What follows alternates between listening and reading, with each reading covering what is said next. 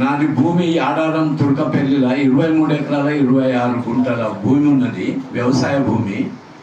ఈ సిహెచ్ మల్లారెడ్డి మాజీ మంత్రి నా దగ్గరికి వచ్చి 3 సార్లు చిలుకూరు బాలాజీ గుడి దగ్గర, నేను గుడి సన్నిధిలో ఫామ్ హౌస్లో ఉంటా, అక్కడికి వచ్చిండు. వచ్చి 3 సార్లు వచ్చి 3 రేట్లు కుదిరించుకొని లాస్ట్లో 2,25,00,000 లెక్క ఎకరా లెక్క మాట్లాడుకున్నాడు.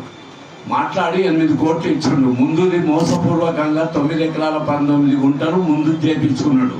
వెనకది 14 ఎకరాలకు తోబలేకుండా చేసిండు.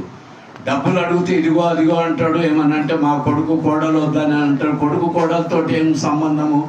అది మా ఫ్యామిలీ మ్యాటర్. అది అందులో నాది ఎవరిది కాదు, ఇది పెద్దలది కాదు, ఎవరిది కాదు, నా సొంతం కష్టార్జితం. అమెరికాలో ఉండి ఒక్కొక్క డాలర్ కూడబెట్టి అమెరికాలో 30 ఏళ్ళు 5,000 ఎకరాలు వ్యవసాయం చేసినటువంటి వ్యక్తి నేను.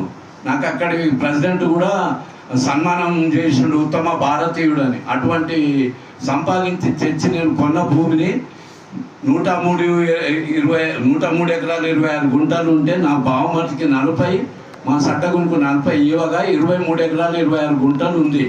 అటువంటి భూమిని దగ్గర బంధువు అని నమ్మి ఇస్తున్నా. నేను నయా పైసా తీసుకోకుండా 8 కోట్లు మొట్టమొదటి ఇచ్చిండు. తర్వాత 18 కోట్ల చిల్లర ఇవ్వాలి, వెనక భూమికి తవ్వ లేకుండా చేసిండు. అడిగితేనేమో అది కూడా తీసుకుంటా అన్నాడు. అది లేదు ఇది లేదు, మొదలకే మోక్షం లేదు, మోసపూర్వకంగా. ఇప్పుడు నాకు 14 కోట్ల రూపాయలు ఇచ్చేది ఉంది, వెనక భూమికి తవ్వ లేదు, అది తీసుకుంటా అన్నాడు.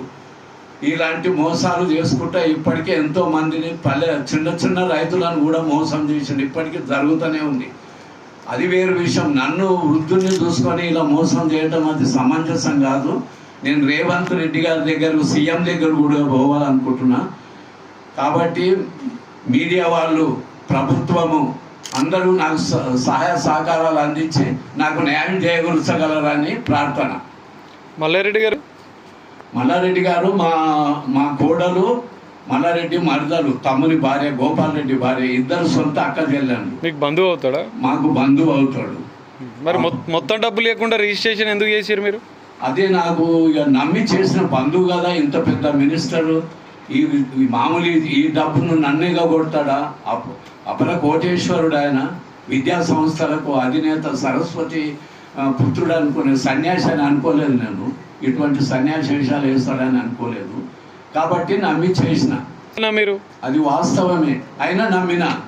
ఎందుకంటే బంధువు కదా, నన్ను మోసం చేస్తాడా అనే ఉద్దేశంతో నమ్మి ఇస్తే అది ప్రజలకు చేసినట్టే నాకు చేసిండు. చివరకు మీకు తెలుసా ఆయన కబ్జాలు చేస్తుండు, రైతులది భూములు కూడా కాజేసిండు? బాగా తెలిసి కూడా మోసపోయిన నేను. నమ్మిచ్చుడు 10 సార్లు తిరిగి నా దగ్గరికి. చివరకు 2,50,000 అమెరికాకు టికెట్ కొని తెలుగు మహాసభలకు తీసుకెళ్ళిండు. నాకు అమెరికా కొత్త కాదు తమ్మి, నేను చాలా సంవత్సరాలు ఉన్నా, మీరు వేలని తెలియలే, మేము అందరం వెళ్తున్నాం రమ్మని ఆయనే డబ్బు పెట్టి 2.5 లక్షలు పెట్టి బలవంతంగా తీసుకెళ్ళిండు. ఇప్పుడు మీకు మల్లారెడ్డి గారు డబ్బులు ఇవ్వాలన్నట్టు మీ దగ్గర ఆధారాలు ఉన్నాయా? ఉన్నాయి. ఏమేమి ఆధారాలు ఉన్నాయి? 14 కోట్లకు చెక్ ఉంది.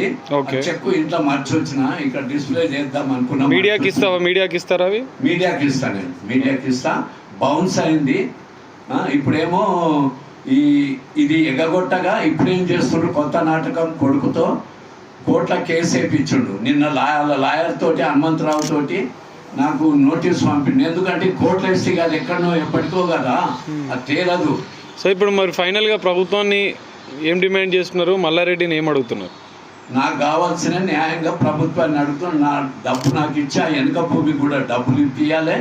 తర్వాత గవర్నమెంట్ రూల్ ప్రకారం ఎంత ఉందో దానికి నష్టపరిహారంగా ఇవ్వాలి. అది నా ప్రార్థన.